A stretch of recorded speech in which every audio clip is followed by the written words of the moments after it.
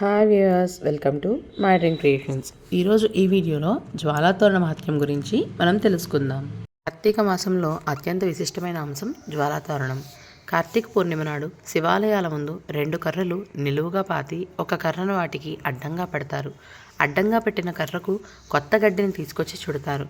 దీనికి యమద్వారం అని కూడా పేరు ఉంది. ఈ నిర్మాణంపై నెయ్యి పోసి మంటలు పెడతారు. ఆ మంట కింద నుంచి పరమేశ్వరుడిని పల్లకీలో అటూ ఇటూ 3 సార్లు ఊరేగిస్తారు. శ్రీనాథుడు ద్రాక్షారామంలో జరిగే జ్వాలాతోరణ మహోత్సవాన్ని భీమేశ్వర పురాణంలో వర్ణిస్తూ ఈ విధంగా వర్ణించారు.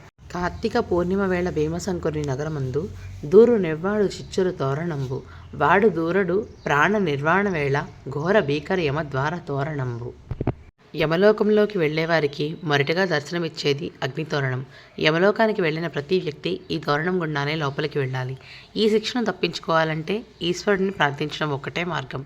అందుకే కార్తీక పూర్ణమి రోజున ఎవరైతే యమద్వారం నుంచి 3 సార్లు అటు ఇటు వెళ్ళి వస్తారో వారికి ఈశ్వరుడి కటాక్షం లభిస్తుంది. అతనికి యమద్వారాన్ని చూడాల్సిన అవసరం ఉండదు. అందుకే అందరూ తప్పనిసరిగా ఈ జ్వాలాతోరణ మహోత్సవంలో పాల్గొనాలి. దీని వెనుక మరో తత్వకోణం కూడా ఉంది. జ్వాలాతోరణం కింద ఈశ్వరుడు పల్లకి పక్కనే నడిస్తే, శివ, నేను ఇప్పటిదాకా చేసిన పాపాలన్నీ ఈ మంటల్లో కాలిపోవాలి. వచ్చే ఏడాది దాకా ఎటువంటి తప్పు చేయకుండా సన్మార్గంలో నీ బాటలోనే నడుస్తా అని ప్రతీతాత్మకంగా చెప్పడం.